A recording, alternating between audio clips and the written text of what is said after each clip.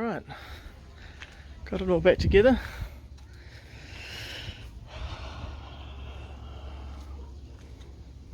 We'll see if we can get it to jump start and roll.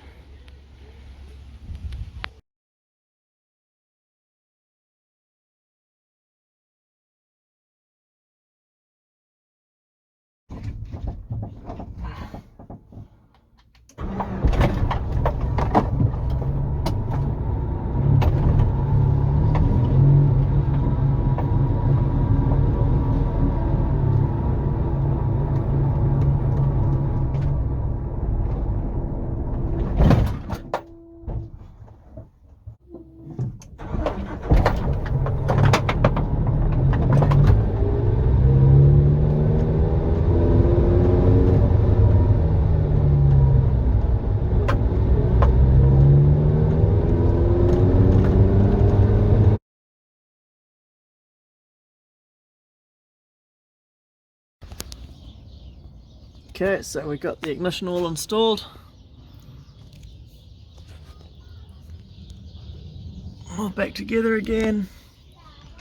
Steering lock works. Steering lock's off. And now we can just go start it off the key. Awesome. One more puzzle solved. Thank you Mannerheim for not providing the keys for this, as I contacted the old owner and he gave them to you. But oh well, that is what it is. We have a set of keys for it now and everything's back and installed. Love it. Oh, being able to lock this thing's a relief now. Yes. Yes. Oh, it's so good having a key. Yes.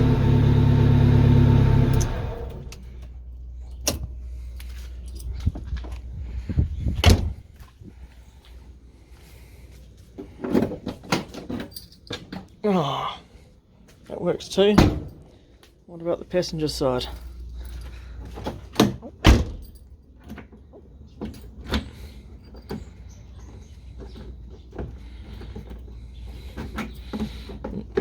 Yes, the passenger side works as well. Well, it locks it, but it doesn't open it. Okay, fair enough. Can't win on everything. Thursday night, Billy came over.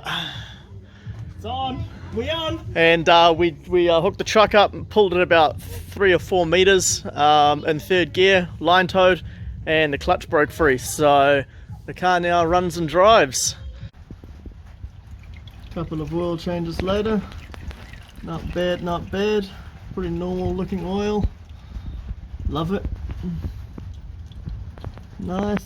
Coming out all clean. That's what we like to see.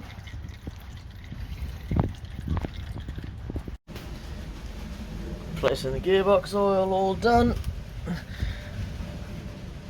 That's your filler.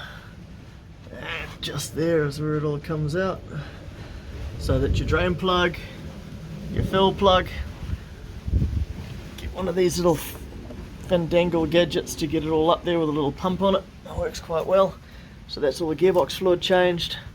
Still just letting all the oil drip out the last little bit, then we'll get that filter out. Hopefully that's the last time I have to change the oil. And then we're good to go. Clutch in gear, clutch out, and we're driving. Look at that. It's a bit of a novelty. Alright, clutch out.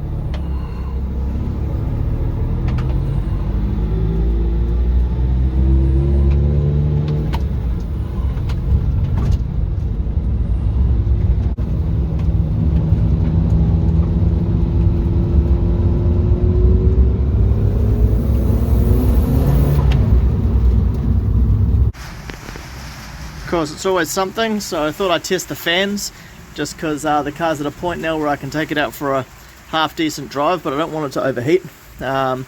First thing, obviously we need to make sure the fan's working, and then obviously we need to make sure the circuit's working. So this fan was seized up, sprayed some inox on it, got the battery down here,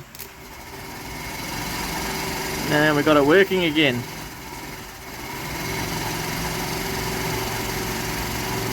One working fan. Now this car came missing the other fan, so I'm wondering if I should just put this one on, just to give it 2 fans to cool it.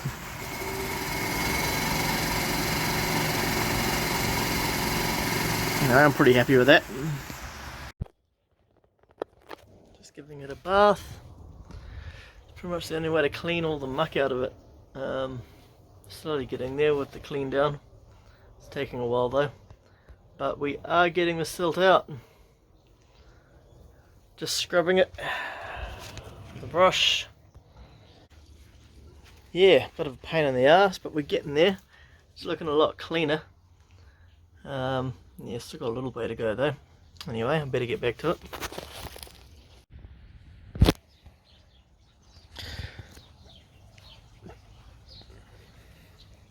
Just letting it dry back out. It's looking a lot cleaner, that's for sure, which is great. Really happy with that. Took a bucket load of effort. Still need to just pull these little speakers out, they'll be toast. But all the doors are cleaned up real good. Got all the dirt and stuff out of the doors. Just got a little bit of rust that I'm going to have to deal with just there, that little patch. That's alright, we'll just get the grinder on that. And a little bit of surface stuff coming through there, we'll just get the grinder on that. And we'll put a bit of rust kill on it, that'll sort that out. And just there. It's just all surface, so I'll just get the grinder on that before it gets any worse, and put some rust kill on it, and some etch primer and a bit of paint, and that'll be good. Well, that's the only thing that I found so far. Pulled all of the bracketry and stuff out, so yeah, we'll give that a bit of a sand and rust kill. Probably put a bit of paint on it as well, just to tidy it up. Got all the seat belts out because we can't use those, and those are all the air ducts which were on the floor, so I need to clean those out. They've got a bit of silt inside them. You can't really see it. Oh well, yeah, there's silt in them anyway, so I need to wash those out. But yeah, it's all dried out after its big wash, so we'll just continue with it. Really wish someone hadn't put this, what the hell do you call this stuff, like undercar body sealer down. Now I'm sure they thought they were doing the right thing, sealing the car up so it doesn't rust, but don't know what the compliance officer's going to think of it, because it sure as hell wasn't me. Yeah, driver's side came out pretty good as well. I'm pretty happy with that because it was really dirty. So managed to get a lot of the crud out, which is nice.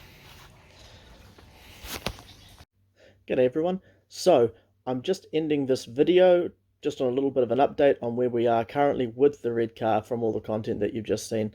So the car now runs, it drives, it does everything a GTIR is supposed to do, and it's absolutely fantastic. It's a great little car. Really happy with the progress, really happy with everything we've repaired on it, and hopefully I can get it back on the road. I have engaged the Repair Certifiers agency in New Zealand to try and do that. We need the water damaged flag on the title to be removed, and then I can take it to compliance and have it re-registered back onto our streets so I can drive it around again. Unfortunately, that process is very long and very difficult, and there are a list of parts they want me to replace brand new from Nissan. Brand new. 30-year-old car. Some of these parts are discontinued. Well, they might be. They're all listed in Nissan's database as being there, so we've put an inquiry through to see if they all are to start with, but here's the pricing that we got back on them.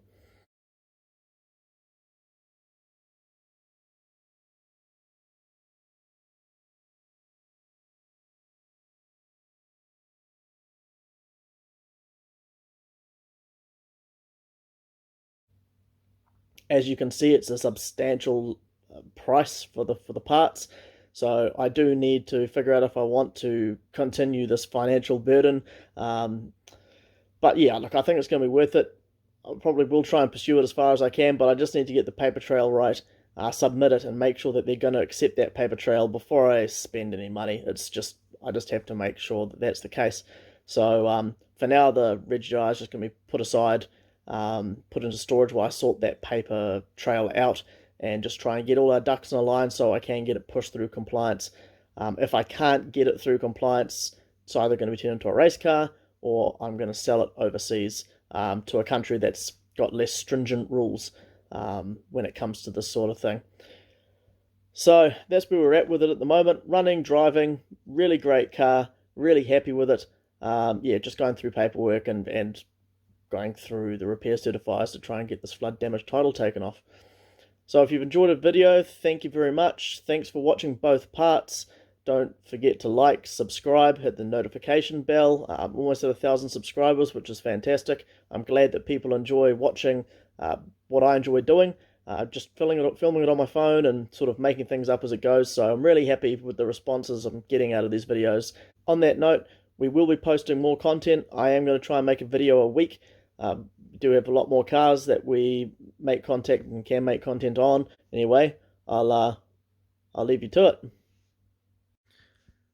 Hey bro, when are you gonna make more rotary content, man? I want to see 323s doing sick skids, bro.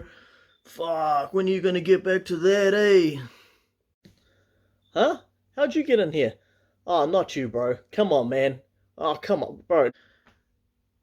Yeah, bro, it's fully me. And remember, man, if it ain't a rotor, it ain't a motor. Yeah, do a skid. Yeah, if it's not a rotor, it's not a motor, sure, buddy. Anyway, guys, sorry about him. Anyway, catch you later.